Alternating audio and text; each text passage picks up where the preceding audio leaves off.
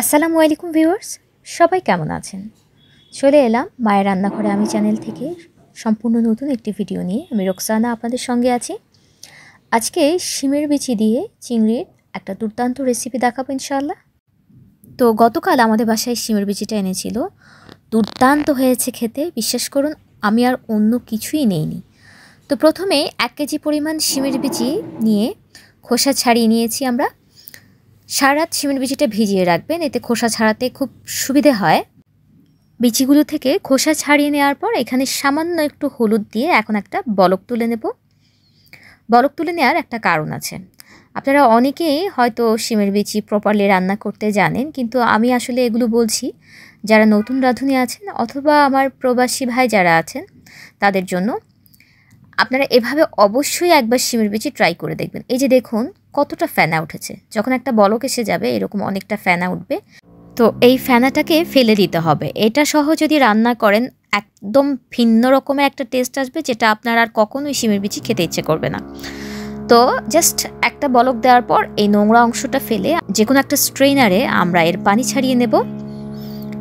আর এখানে আমরা চিংড়িটাকে একটু ভেজে নিয়েছি। তার জন্য প্যানে খানিকটা তেল দিয়ে চিংড়ির গায়ে সামান্য হলুদ লবণ মাখিয়ে চিংড়িটাকে আমরা 2-3 মিনিট ভেজে নেব।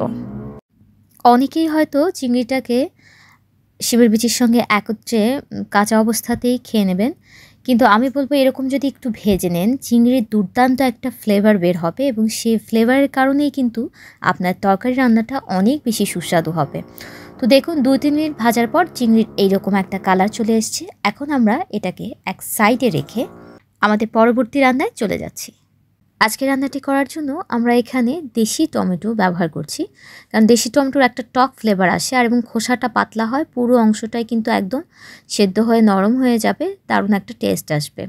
আর এখানে 4টা মরিচকে মাঝখান থেকে ফাড়ি করে নিয়েছি। আর এই যে দেখুন এই হচ্ছে আমাদের সেই শিমের বিচি। এখানে 1 কেজি পরিমাণ খোসা ছাড়ানোর পর শিমের বিচি আছে। তো আমরা এখন প্যানে খানিকটা তেল দিয়ে দেব, আধা কাপের মতো তেল ব্যবহার করে পেঁয়াজ কুচি দিলাম আধা কাপ পরিমাণ। পেঁয়াজটাকে আমরা সফট করে ভুনে নিচ্ছি প্রথমে। এখন শুরুতে রসুন বাটা দিচ্ছি 1 চা চামচ পরিমাণ, আদা বাটা আধা চা চামচ, জিরা বাটা দিলাম 1 চা চামচ। এসব দিয়ে তেলের উপর মশলাটা ভালো করে ভুনে নিতে হবে আগে। আর দিয়ে দেবো স্বাদ মতো লবণ, সামান্য পানি যোগ করবো এই পর্যায়ে এসে। মশলাটা কষতে থাক। এই ফাঁকে আজকে রান্নার জন্য আমরা এখানে আগে থেকে একটা মশলা রেডি করে রেখেছিলাম। তার জন্য আমরা ব্যবহার করেছি 2 চা চামচ পরিমাণ মরিচ গুঁড়া, একদম উঁচু করে দেবেন। আর হলুদ গুঁড়া দিয়েছি 1 চা চামচ। এই মশলাটা আমরা আরও আধা ঘন্টা আগে রেডি করে নিয়েছিলাম। এর উদ্দেশ্য হচ্ছে এতে কিন্তু আপনার তরকারি কালারটা খুব ভালো আসবে আর বাটা মশলার একটা ফ্লেভার পাওয়া যাবে এতে। এখন এই মশলার সবটা আমরা দিয়ে দেব। বাটি ধুয়ে আরেকটু পানি যোগ করব আমরা, বাড়তি আর কোনো পানি দেব না, এই পানিটাতেই কিন্তু হয়ে যাবে। এখন কষাতে হবে খুব ভালো করে, উপর নিচ করে ভালো করে নেড়ে চেড়ে ভালো করে কষিয়ে নেবেন। কষাতে কষাতে দেখুন মশলাটা যখন ঠিক এই রকম তেল ছেড়ে দেবে, এখন আমরা শিমের বিচিটা দিয়ে দিচ্ছি।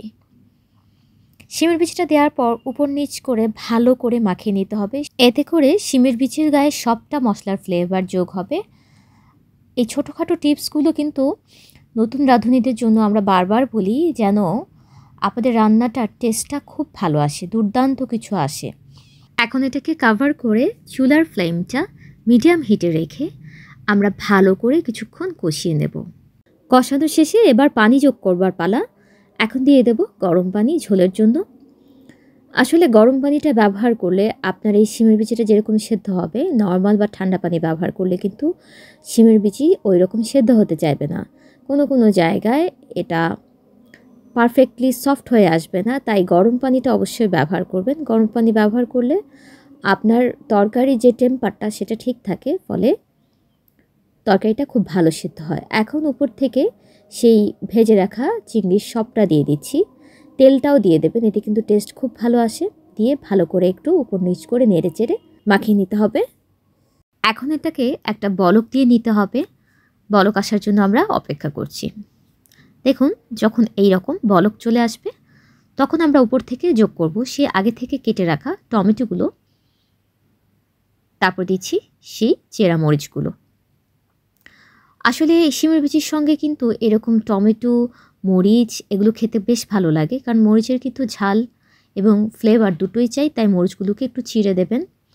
ঝালটা আসলে আপনারা আপনাদের পছন্দ মতো ব্যবহার করবেন, যেহেতু পরে খানিকটা মরিচ ব্যবহার করেছি, আমরা আগে ঝালের পরিমাণটা একটু কমিয়ে দিয়েছি। এই মরিচগুলো কিন্তু ভীষণ রকমের ঝাল। এখন এটাকে সেদ্ধ হওয়া পর্যন্ত অপেক্ষা করতে হবে। শিমের বিচি কিন্তু আমাদের নোয়াখালীর একটা ঐতিহ্যবাহী খাবার। দেখুন সেদ্ধ হয়ে গেছে। এখন আমরা উপর থেকে দিয়ে দিচ্ছি 1 চা চামচ পরিমাণ জিরা টালা গুঁড়া। জিরা টালা গুঁড়াটা অবশ্যই ব্যবহার করবেন, এতে কিন্তু একটা ভিন্ন রকমের টেস্ট আসে। আর চেষ্টা করবেন যে ফ্রেশ জিরা টালা গুঁড়াটা ব্যবহার করার জন্য। এই যে দেখুন মোমের মতো একদম গলে এসছে। এর আগে আমি ফ্রোজেন শিমের বিচির একটা ভিডিও শেয়ার করেছিলাম আপনাদের সঙ্গে, অনেকেই পছন্দ করেছেন আপনারা। তো শিমের বিচি অবশ্যই চেষ্টা করবেন হাই নিউট্রিশনস যুক্ত একটি খাবার। উপর থেকে দিয়ে দিচ্ছি ধনে পাতা কুচি। শিমের বিচিটা কিন্তু একটু শীতটা যখন শেষ হয়ে আসে, যেমন এখন তো মাঘের শেষ, এই মাঘের শেষের সময়ে শিমের বিচিটা পরিপক্ক হয়। আর বিচি কেনার সময় চেষ্টা করবেন ম্যাচিওর বিচি কেনার। যখন বিশেষ করে চিটংয়ের শিম, চিটংয়ের শিমের বিচিটা দানাটা অনেক বড় হয়, টেস্টি হয়। আর আমাদের নোয়াখালীর শিমের বিচিটার স্বাদটা কিন্তু বেশ ভালো, যদিও ওটা আকারে একটু ছোট হয়, কিন্তু বেশ পুষ্ট হয়। এখন আমরা একটা ফোড়নের জন্য রেগুলার তেল দিয়ে 3 কোয়া রসুন কুচি থেতো করে দিয়েছি এখানে। এই ফোড়নটা আমরা যখন একটু ব্রাউন হয়ে আসবে, এই যে এরকম, তখন এর উপর থেকে দিয়ে দিচ্ছি।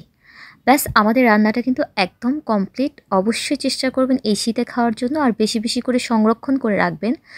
যখন চৈত্র মাসটা আসে বা বৈশাখ জ্যৈষ্ঠ, এই সময়গুলোতে টমেটোর টক আর শিমের বিচি, টমেটোর টকটাও ফ্রোজেন কিভাবে করতে হয় আমাদের চ্যানেলের সঙ্গেই থাকবেন, ইনশাল্লাহ দেখিয়ে দেব।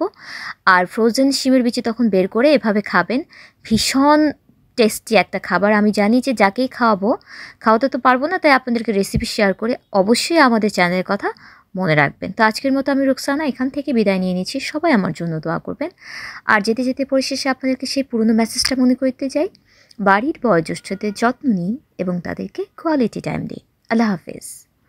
ভিডিওটি ভালো লাগলে আপনাদের কাছে অনুরোধ রইল ভিউয়ার্স, চ্যানেলটি সাবস্ক্রাইব করে বেল আইকনটি প্রেস করে অল সিলেক্ট করে রাখুন, তাহলে আমি যখনই কোনো ভিডিও আপলোড করব সবার আগে আপনার কাছে পৌঁছে যাবে।